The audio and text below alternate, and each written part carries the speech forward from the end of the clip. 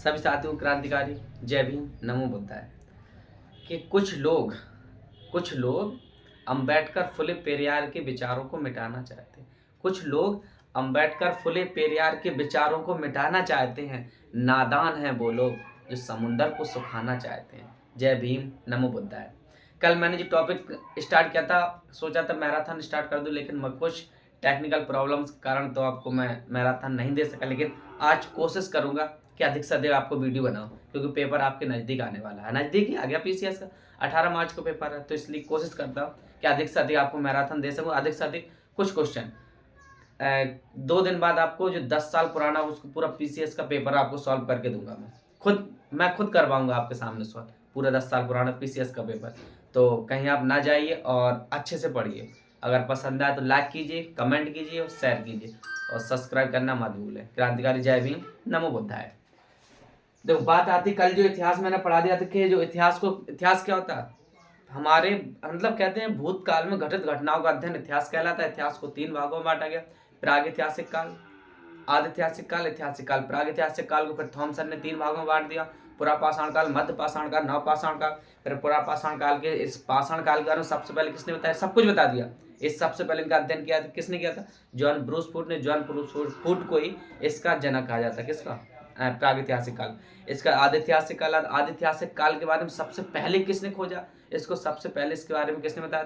जो चार्ल्स मैसन ने। सबसे पहले मैसन ने बताया। इसका सर्वेक्षण किया कनिंघम ने। कनिंघम को ही कह सकते पुरातत्व विभाग का जनक भी कहते हैं। वो पुरातत्व विभाग की स्थापना कब हुई? 1861 में। 1861 में पुरातत्व विभाग बना। पुरातत्व विभाग का भी जनक कहा जाता है कनिंघम को ही। और अगर देखा जाए इसका नामकरण किसने किया? John Marshall. और मार्शल को ही आदिऐतिहासिक काल का जनक भी कहते हैं। लेकिन इसकी खुदाई किसने करवाई? दयाराम साहनी ने। ये मैंने सब कुछ, एक जो पीछे मेरा पार्ट फर्स्ट निकल गया ठीक है, उसमें सब कुछ मैंने बता दिया। इसका इतिहास को कितने भागों में तोड़ा, सब कुछ। आज स्टार्ट करना सिंधु घाटी सभ्यता। सिंधु घाटी सभ्यता। सिंधु घाटी सभ्यता। बात आती सिंधु घाटी सभ्यता का समय कब से कब तक चला, इसका काल, इसको जो तोड़ा गया, इसका समय कहां से कब तक चला, ये पेपर में आ चुका है। तो सिंधु घाटी सभ्यता का देखा जाए 2500 बीसी से 2750 बीसी। 2500 बीसी से लेकर 2750। लेकिन जो जॉन मार्शल थे, जिनको आदिऐतिहासिक काल का पिता कहते, इन्होंने बताया था कि जो सिंधु घाटी सभ्यता है 3250 से, इन्होंने 1826 में बताया था। लेकिन इसका जो दिया था इन्होंने, इसका काल विभाजन का समय बता दिया कि 3250 से लेकर 2750 तक चला। किसने? जॉन मार्शल ने कहा था। तो सबसे पहले देखा जाए सिंधु घाटी सभ्यता की। लेकिन जो मैंने एनसीईआरटी के तहत जो क्वेश्चन में आता पेपर में यही पूछा जाता, वरना कहीं कहीं लिखा रहता कि 2350 से 2750 से कुछ लिखा रहता, 2300 से 2700, मतलब। लेकिन हमें ऐसा नहीं जाना। अगर लिखना चाहो लिख लो। कहीं कहीं 2350 बीसी से लिखा रहता है 2750 बीसी, और कहीं कहीं मिलेगा आपको 3250 बीसी से 2750 बीसी। खैर ये वाली डेट कम चेंज रहती, लेकिन हमें ये जो मैन हमें याद रखना, किसको? इसको 2500 बीसी से लेकर 2750 बीसी।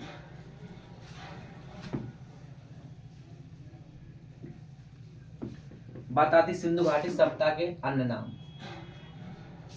नाम। इसको और किन नामों से पुकारा जाता है? जो सिंधु घाटी सभ्यता को कहा जाता है, इसके अन्य नाम क्या?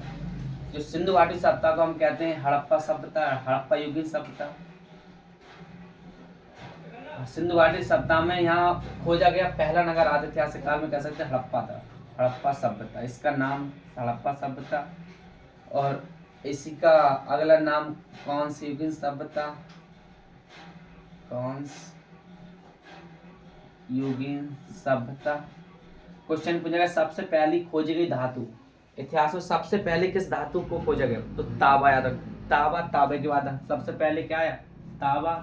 तांबे के बाद आया कांसा। इसका क्या आया? लोहा। ये जो कांसा का एक मिश्रित धातु है, मिश्र अर्थात ये जो कॉपर और टिन से मिलकर बनी रहती, कांसा बाद में आया। लेकिन इसके पहले देखा जाए टिन भी आ गया, क्योंकि कांसा तो एक मिश्रित धातु है। लेकिन नाम किसका रखा? पहला तांबा, कांसा, फिर लोहा। तो सिंधु घाटी सभ्यता के जो अन्य नाम, हड़प्पा सभ्यता, कौन सी गिल सभ्यता, इसी को कहा जाता है सरस्वती सभ्यता, सरस्वती सभ्यता। इसी का नाम प्रथम नगरीय सभ्यता,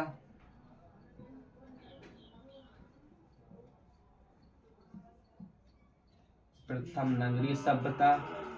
और इसी का नाम है सुमेरियन,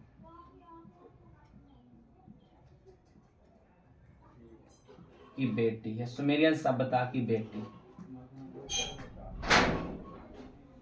हड़प्पा सभ्यता कौन सी की सभ्यता, सरस्वती सभ्यता, सुमेरियन सभ्यता की बेटी भी कह सकते, क्योंकि जो सुमेरियन सभ्यता लगे। अब क्वेश्चन पूछा ये हमारे इसके क्या, सिंधु घाटी सभ्यता क्या नाम। अब क्वेश्चन पूछा जाता कि सिंधु घाटी सभ्यता की समकालीन सभ्यता, पहले इसका चाहो स्क्रीनशॉट ले लो।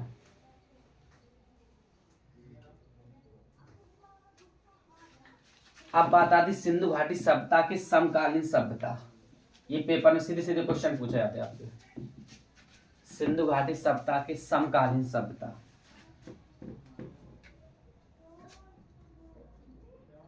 इसकी समकालीन कौन कौन सी सभ्यता है, समकालीन सभ्यता, समकालीन सभ्यता। जो सिंधु घाटी सभ्यता की समकालीन सभ्यता, एक देखा जाए तो पहले नंबर पर चीन की सभ्यता,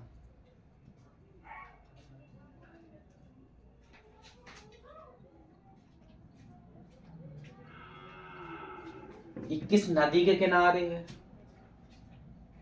हांग्यो नदी।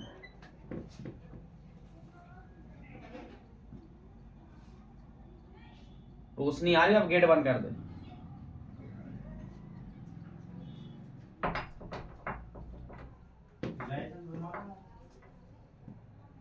चीन की सभ्यता, दूसरी मिस्र की सभ्यता,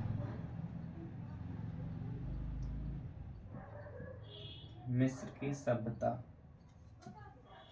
मिस्र की सभ्यता पूछा था किस नदी के किनारे, नील नदी के किनारे, नील नदी के किनारे। इसके बाद मेसोपोटामिया की सभ्यता, मेसोपोटामिया, मेसोपोटामिया की सभ्यता। मेसोपोटामिया की सभ्यता किस नदी के किनारे, तो याद रखना दजला फरात, दजला फरात नदी के किनारे।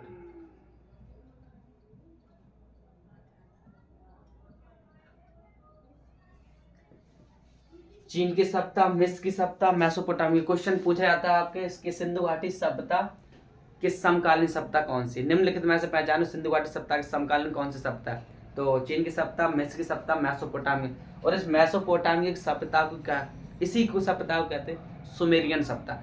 कुछ लोग कहते हैं, कुछ हमारे इतिहासकारों के अनुसार कहा जाता है कि जो सुमेरियन मेसोपोटामिया सभ्यता, मेसोपोटामिया की सभ्यता से ही सिंधु घाटी सभ्यता का निर्माण हुआ है। लेकिन कुछ इतिहासकार इसको मानते, कुछ इतिहासकार नहीं मानते। तो कह सकते हैं कि ठोस प्रमाण कहीं से भी क्लियर प्राप्त नहीं होते, इसलिए इतना याद रखना कि कहीं कहीं लिखा है, इसलिए कहा जाता है सिंधु घाटी सभ्यता को कि सिंधु घाटी सभ्यता मेसोपोटामिया सुमेरियन सभ्यता की बेटी है। इतना चाहो स्क्रीनशॉट ले लो। फिर अब आगे बढ़, इसका क्षेत्रफल क्या है।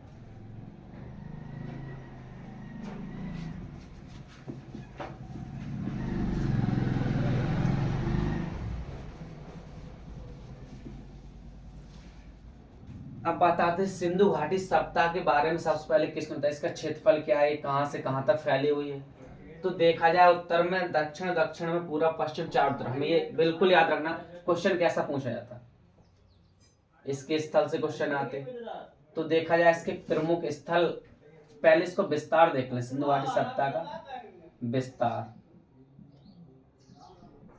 लेकिन इसका जो एरिया माना जाता है, इसका जो क्षेत्रफल है सिंधु घाटी सभ्यता का, क्षेत्रफल कहते हैं, क्षेत्रफल जो माना जाता है सिंधु घाटी सभ्यता का 12,99,600 वर्ग किलोमीटर। सिंधु घाटी सभ्यता का क्षेत्रफल कितना, 12,99,600 वर्ग किलोमीटर। लगभग कह सकते हैं, लगभग में 13 लाख वर्ग किलोमीटर। क्या है क्षेत्रफल इसका। अब देखो सिंधु घाटी सप्ताह के लोग क्या कैसे थे, शहरी निवासी थे, शहरी लोग थे। इसका क्षेत्रफल अब देखा जाए इसमें जो पवित्र ये लोग पूजा किसकी करते थे, इसका क्या हो गया विस्तार, इसका क्षेत्रफल। अब बताएंगे इसको कहाँ से। अब देखो सबसे मेन क्वेश्चन जो पेपर में क्वेश्चन पूछे जाते हैं, ये तो नॉर्मल क्वेश्चन है, शायद पेपर में आए भी नहीं भी आए, कुछ कह नहीं सकते, आ भी सकता नहीं भी, लेकिन इंपॉर्टेंट तो हमारे लिए सब पढ़ना तो हमें सभी है। तो क्षेत्रफल अब इसमें देखा जाए तो क्या मतलब यहाँ का जो समाज है इसकी जो सत्ता जो मात्र सत्तात्मक, इसकी जो समाज में किसकी चलती थी कह सकते हैं, समाज कैसा था मात्र सत्तात्मक, मात्र सत्तात्मक, मात्र सत्तात्मक। ये समाज था कैसा मात्र सत्तात्मक। इसके क्वेश्चन आता पवित्र पशु, पवित्र पशु। एक तो कुबड़ वाला बैल, कुबड़ वाला बैल, और एक श्रृंग युक्त पशु, श्रृंग आता सिंह निकले इसको, श्रृंग युक्त पशु। कुबड़ वाला बैल श्रृंग युक्त पशु क्या इसके पवित्र पशु है, जिसको अर्थात जे लोग जिसकी पूजा करते थे मानते थे। अब क्वेश्चन में बात पूछी जाती, देखो एक कुबड़ वाला बैल हो गया, मात्र सत्तात्मक समाज था, इसका क्या हो गया क्षेत्रफल। अब इसकी क्वेश्चन आती इसकी लिपि कैसी थी। क्वेश्चन यूपीएससी में क्वेश्चन पूछा गया कि क्या अर्थात इंटरव्यू में क्वेश्चन पूछा गया है कि यूपीएससी के कि सिंधु घाटी सप्ताह की क्या लिपि को हम पढ़ सकते हैं, तो सिंधु घाटी सप्ताह को लिपि को नहीं पढ़ सकते हैं। क्यों, क्योंकि सिंधु घाटी सप्ताह की जो लिपि है भाव चित्रात्मक है, पिक्टोग्राफी, भाव चित्रात्मक। इसकी लिपि कैसी है भाव चित्रात्मक।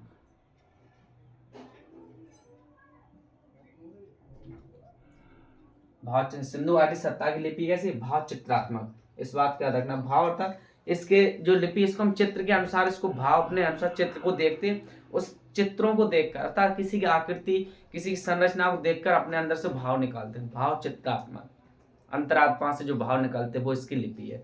और इसको लिखावट कैसी होती है, जैसे हिंदी में देवनागरी है, इंग्लिश की रोमन लिपि, तो हमारी लिपि कैसे होती, हम कह सकते हैं लेफ्ट से राइट की तरफ, हम यहाँ से ऐसे ऐसे लिखते हैं, लेकिन इसकी उल्टी राइट टू लेफ्ट की तरफ, इसकी दाएं से बाएं, दाएं से बाएं इसको लिखा जाता है। लिखा के चित्रों के अनुसार दर्शाया जाता है, भाव के अनुसार था राइट टू लेफ्ट। अब आप स्क्रीनशॉट ले लो फिर आगे बढ़ो।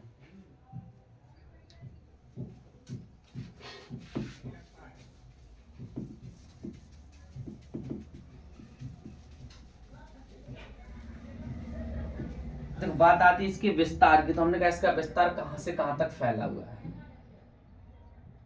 ये पेपर ने पूछा था सिंधु घाटी सप्ताह का सबसे पूर्वी स्थल, सबसे दक्षिणी स्थल, सबसे पश्चिमी स्थल, सबसे उत्तरी स्थल। ये क्वेश्चन बहुत पूछे जाते पेपर में।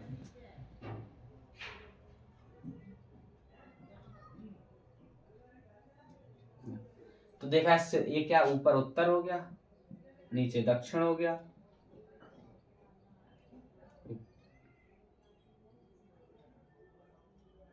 पूरब हो गया और ये पश्चिम हो गया, उत्तर दक्षिण पूरब पश्चिम। तो क्वेश्चन सीधे पूछता कि सिंधु घाटी सप्ताह के उत्तर में कौन सा, उत्तर में याद रखना उत्तर में नगर क्या है मांडा। मांडा कहाँ है, वैसे जम्मू कश्मीर था तो जम्मू कश्मीर अलग हो चुका, इसलिए अब कहाँ लद्दाख, याद रखना लद्दाख। किस नदी के किनारे याद रखना, कहाँ है लद्दाख। किस नदी किनारे, नदी का नाम पूछे तो क्या है चेनाब। सबसे उत्तरी सिंधु घाटी सप्ताह का सबसे उत्तरी स्थल मांडा, चेनाब नदी किनारे कहाँ लद्दाख, पहले जम्मू कश्मीर में था अब क्या लद्दाख में मैं। अब बात आती पूर्वी स्थल, सिंधु घाटी सप्ताह का सबसे पूर्वी स्थल है आलमगीरपुर, आलमगीरपुर।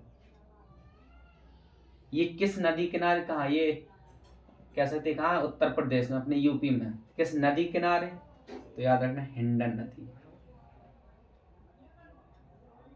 हिंडन नदी। बात आती सिंधु घाटी सभ्यता का सबसे दक्षिणी स्थल। सिंधु घाटी सभ्यता का सबसे दक्षिणी,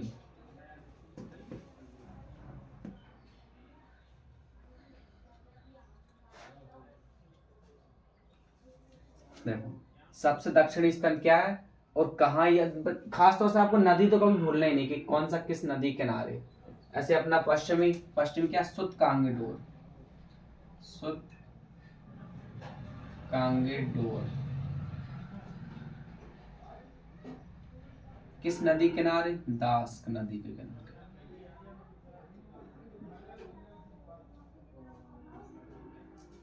और कहाँ है, पाकिस्तान।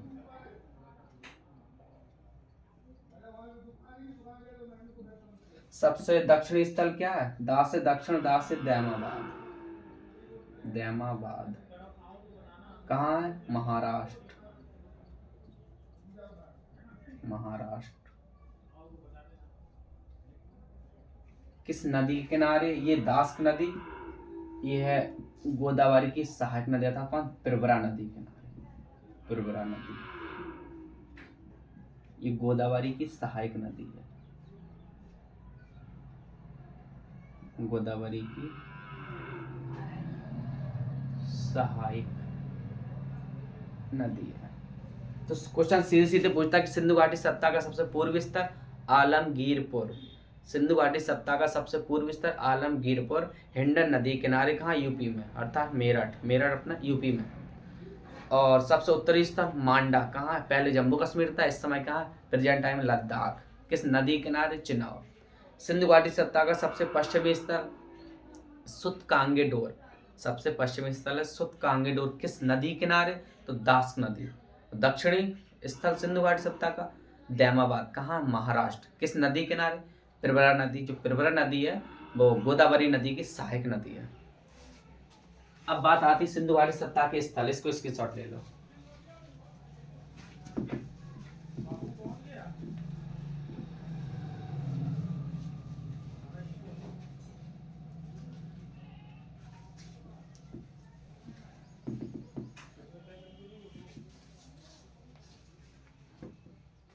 देखो फिर से एक बार बता दूं इसका, इसके बाद इसके स्थल स्टार्ट करने में सिंधु घाटी सभ्यता के क्या स्थल,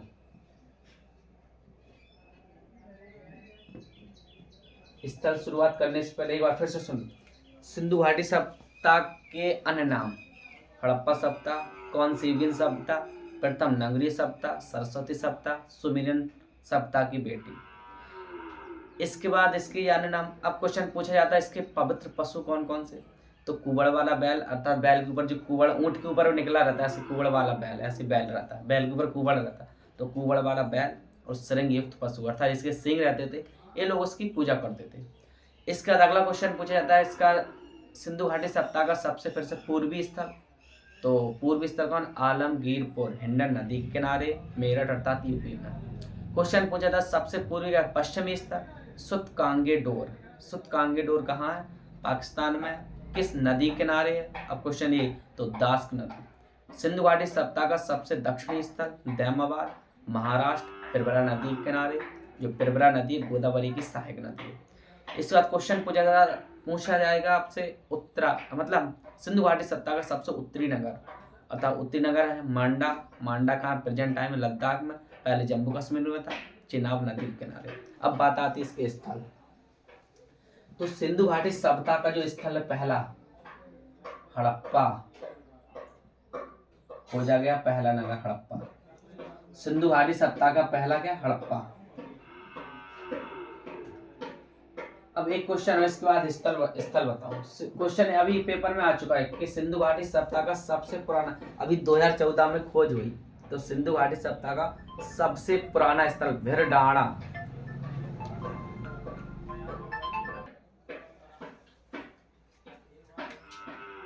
क्वेश्चन पूछे सिंधु घाटी सभ्यता का सबसे प्राचीन नगर, इसका सबसे प्राचीन नगर क्या, भिरडाणा, भिरडाणा। कहाँ है? हरियाणा। इसकी खोज कब हुई? अभी 2014 में, 2014। कितना साल पुराना इसको बताया गया? 7500 BC पुराना। तो मैंने कहा था BC AD का मतलब क्या था? BC बिफोर क्रिस्ट, AD एनो डोमिनी, एनो डोमिनी। अर्थात BC को कहा जाएगा सीधे हम कह सकते घटता क्रम, AD अर्थात बढ़ता क्रम। जैसे 2014, 2015, 2015, 16, 17, 18, 19, ये जो क्रम बढ़ रहा है इसको कहेंगे AD एनो डोमिनी।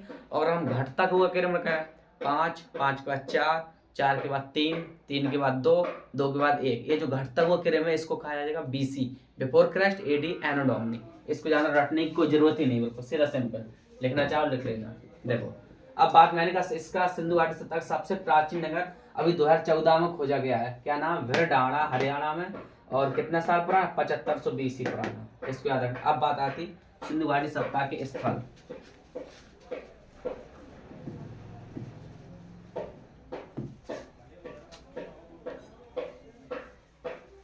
इस स्थल में कौन सा, किस नदी किनारे किसने उसकी खोज की? याद रखना है। सिंधु घाटी सभ्यता के स्थल, स्थल। तो इस स्थल में पहला आता हड़प्पा, फर्स्ट हड़प्पा। ये कहाँ है? पाकिस्तान। किस नदी के किनारे है? रावी। खोज कब की गई? 1921। इसकी खोज किसने की? दयाराम साहनी।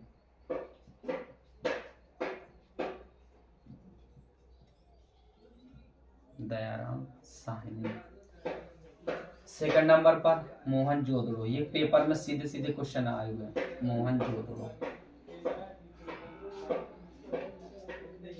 मोहनजोदड़ो कहाँ है? पाकिस्तान। किस नदी के किनारे? सिंधु। कब खोज की? 1922। किसने खोज की? RD राखल दास बनर्जी, राखल दास बनर्जी,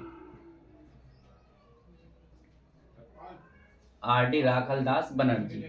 तीसरा आता चन्नी दड़ो, चन्नी दड़ो। चन्नी दड़ो कहाँ है? ये भी कहाँ है? पाकिस्तान। पाकिस्तान। किस नदी किनारे? सिंधु।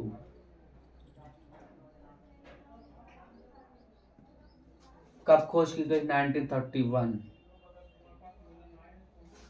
खोज किसने की? गोपाल जी मजूमदार था, जी मजूमदार, मजूमदार जी से गोपाल जी मजूमदार याद रखना था, जी मजूमदार। अब इसका उत्खनन पेपर में पूछा गया, इसका उत्खनन किसने किया? उत्खनन,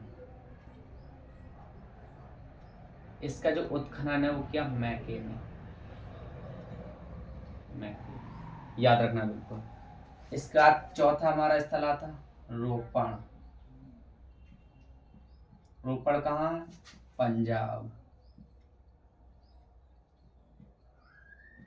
किस नदी के किनारे है? सतलज।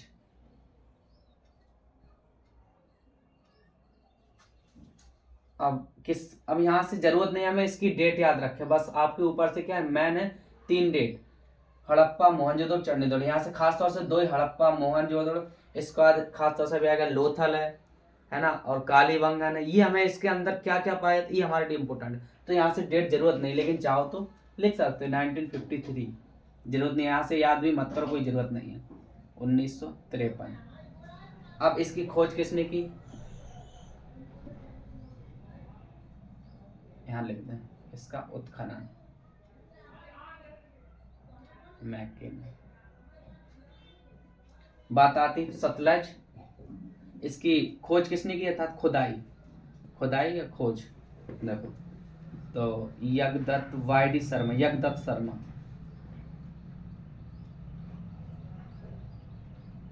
बस दो लोग थे, यज्ञदत्त शर्मा और वत्स। वाईडी अर्थात यज्ञदत्त, यज्ञदत्त शर्मा और वत्स दो लोग ने। रोपण, रोपण के बाद आता है कालीबंगन, कालीबंगन बहुत इंपॉर्टेंट है कालीबंगन, पेपर में पूछा जाए। कालीबंगन कहाँ है? राजस्थान। कालीबंगन राजस्थान किस नदी के किनारे है? तो घग्गर, घग्गर नदी। अब इसकी भी खोज देखिए 1951 में, इसके पहले इसको खोज लिया गया था, लेकिन जरूरत नहीं अभी डेट याद करने की। कालीबंगन बालकृष्ण थापर, बालकृष्ण थापर बोस।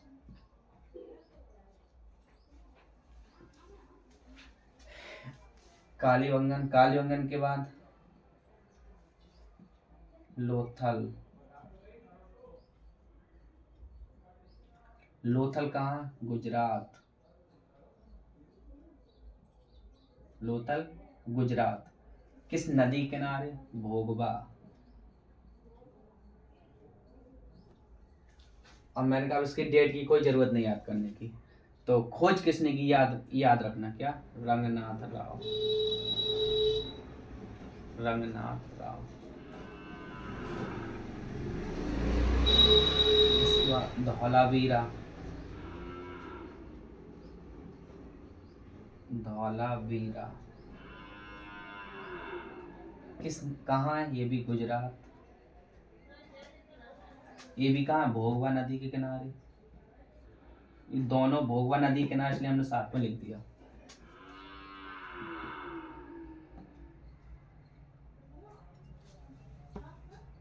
हड़प्पा, मोहनजोदड़ो, चन्नीदड़ो, धौलावीरा गुजरात, भोगवा। इसके जो राइटर थे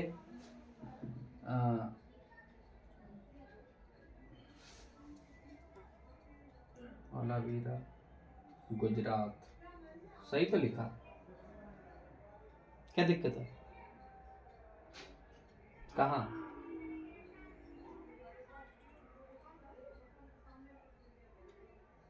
कालीबंगन, घग्गर 1951 सही। बालकृष्ण थापर घोषा ही है।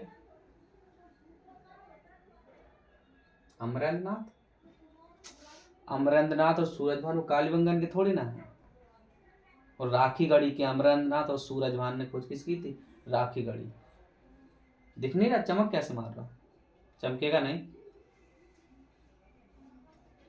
उस तरफ से चमक मार रहा तो तुम्हारे पास चमक आ रही। अरे चलो अच्छा, इसका पहले स्क्रीनशॉट ले लो फिर आगे बढ़े, ठीक है? लो इसको अगर चमक मार रहा तो इसको लो, इसका स्क्रीनशॉट लो पहले।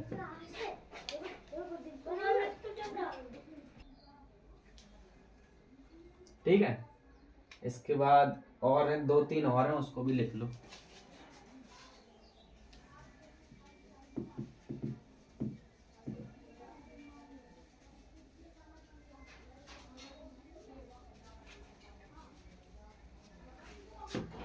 राखी गढ़ी, अच्छा धौलावीरा लो लो पहले, धौलावीरा लिख पाए। धौलावीरा कहाँ? गुजरात।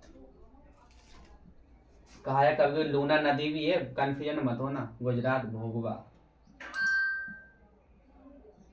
लूना नदी के तट पर भी है, वरना कंफ्यूजन हो जाओ। लो लिख दें, लूना नदी के तट पर ही है भोगवा। अब इनकी खोज की मैंने कहा जरूरत नहीं है, चाहो तो लिख लो, वरना कोई अभी किसी की जरूरत नहीं। 1969 1959 माना है, तो इनकी भी कंफर्म डेट नहीं तो। लेकिन अब मैंने कहा क्या, जेपी जोशी, जगपति जोशी। लो लिखते हैं जगपति जोशी। इसके बाद आती है राखी गढ़ी, पहले वनावली, बनावली कहाँ? हरियाणा। बनावली हरियाणा किस नदी किनारे? सरस्वती। Writer waste.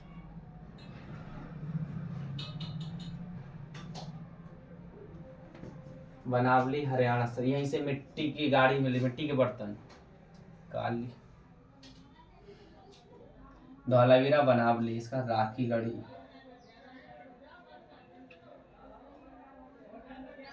राखी गढ़ी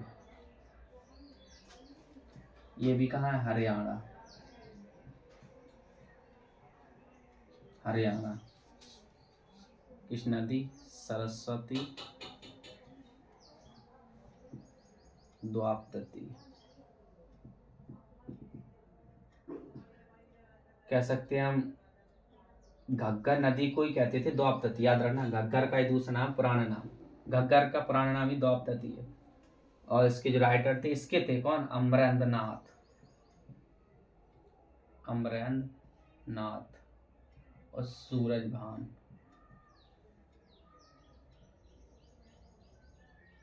सूरजभान। ये हमारे जो कुछ स्थल है जो इम्पोर्टेंट है, याद रखना। अब बात आती, अब वो भी लिखवा, हड़प्पा में क्या पाया जाता, कहाँ पर क्या, जो हमारे लिए सबसे मोस्ट। इसकी शॉर्ट ले लो पहले।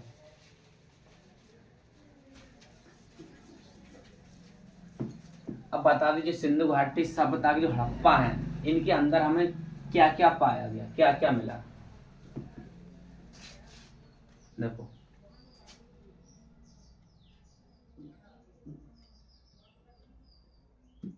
अब आपको स्थल याद रखना कि हड़प्पा की खोज कब हुई? 1921 में। हड़प्पा कहाँ? पाकिस्तान में, रावी नदी के किनारे है। और खोज किसने की, खुदाई किसने की? दयाराम साहनी ने। अब बात आती हड़प्पा में मिला क्या है, मोस्ट इंपोर्टेंट। ये लोग कैसे थे? शहरी निवासी। शहरी निवासी। शहरी निवासी थे। और जो हड़प्पा के लोग थे, इसमें खास तौर से देखो, अब क्वेश्चन पूछे कछुए की हड्डी कहाँ से मिली, तो यहीं से मिली थी। कछुए की हड्डी के साक्ष्य। कछुए की हड्डी के साक्ष्य। कपास की खेती के साक्ष्य।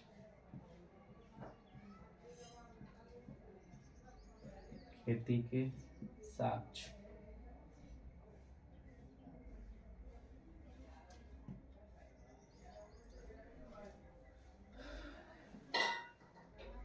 गेहूं और जौ के भी साक्ष्य। जौ के साक्ष्य कह रहे हैं, जले हुए गेहूं जौ के साक्ष्य, जले हुए।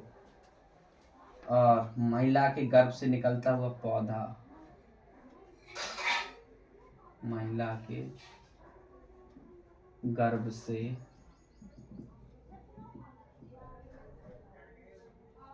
निकलता हुआ पौधा।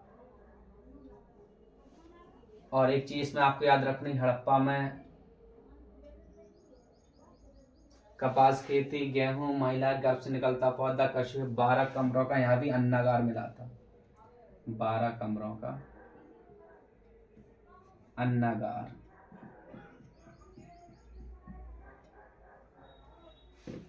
हड़प्पा। इसके बाद आती मोहनजोदड़ो। क्वेश्चन पूछा था मोहनजोदड़ो किस भाषा का शब्द है, पहले इसका स्क्रीनशॉट लो। पहले एक बार फिर से सुन लो। हड़प्पा सभ्यता में क्या क्या मिला? कछुए की हड्डी मिली हड़प्पा से, हड़प्पा सभ्यता से। कछुए की हड्डी के साक्ष्य, और महिला के गर्भ से निकलता हुआ पौधा, जले हुए गेहूं और जौ के साक्ष्य मिले। ये कैसे थे? शहरी निवासी थे।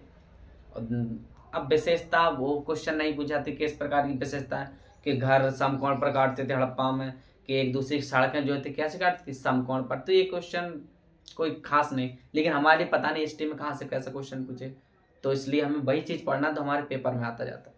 तो और बात क्या, 12 कमरों का अन्नागार, अनाज रखने के लिए अन्नागार। अब बात आती दूसरा, मोहनजोदड़ो।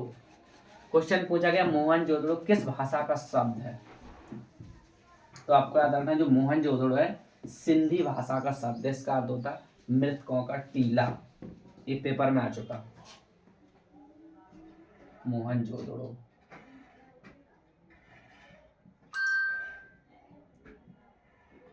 मोहनजोदड़ो किस भाषा का शब्द है? याद रखना, सिंधी। सिंधी भाषा का शब्द है और इसका अर्थ क्या होता है? इसका अर्थ होता है मृतकों का टीला। मृतकों का टीला। याद रखना, पेपर में आ चुका क्वेश्चन। मोहनजोदड़ो से क्या क्या प्राप्त हुआ, ये सबसे बड़ी बात, तो हमें ये चीज जरूर याद रखना। मोहनजोदड़ो हम कह सकते हड़प्पा की जुड़वा राजधानी, इसी को कहते हैं हड़प्पा की जुड़वा राजधानी। जुड़वा राजधानी। सिंध का बाग, इसी को कहते हैं का बाग। इसी में प्राप्त हुआ विशाल अन्नागार। सबसे बड़ा अन्नागार पूछो गेहूं रखने के लिए, विशाल स्नानागार। विशाल नहाने के लिए स्नानागार। नटराज की मूर्ति। नटराज की मूर्ति। पशुपति की मूर्ति। पशुपति की मूर्ति। दाढ़ी वाले पुजारी की मूर्ति कौन सी होगी? दाढ़ी वाले पुजारी की मूर्ति। दाढ़ी वाले पुजारी की मूर्ति। इसके बाद क्वेश्चन पूछा जाता है आपसे, देखो नटराज, पशुपति, दाढ़ी वाले पुजारी की मूर्ति, यहाँ से मलेरिया के भी साक्ष्य प्राप्त हुए थे आपको। मलेरिया के साक्ष्य। बुने हुए कपड़ों के साक्ष्य। बुने हुए कपड़ों के साक्ष्य। बुने हुए कपड़ों के साक्ष्य। एक चीज और मैंने नहीं बताया कि सिंधु घाटी सप्ताह के इनका व्यवसाय क्या था, क्वेश्चन काफी बार पूछा गया, तो याद रखना व्यापार, कृषि व्यापार, कृषि को छोड़ दो, सिर्फ याद रखना व्यापार। इनका जो मेन जो व्यवसाय था सिंधु घाटी सप्ताह के लोगों का क्या था? व्यापार। अर्थात ये लोग किस चीज का व्यापार करते थे? कपास का। और इसमें इसलिए बुने हुए कपड़ों के साक्ष्य भी मिले हैं। ये है इसका भी आप लोग स्क्रीनशॉट ले लो। मोहनजोदड़ो क्वेश्चन आ चुके पेपर में।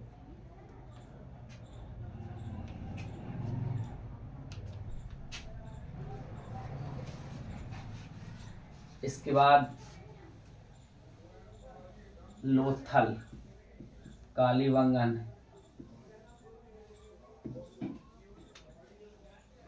एक क्वेश्चन पूछा गया था पीसीएस में कि गोलाकार वक्राकार ईंट कहाँ से प्राप्त हुई? तो कहाँ से मिली? चन्नीगढ़ से। चन्नीगढ़। यहाँ से क्या प्राप्त होगा? गोलाकार, गोलाकार या वक्राकार ईंट। गोलाकार या वक्राकार ईंट कहाँ से? चन्नीगढ़ से प्राप्त हुई। और चना और सरसों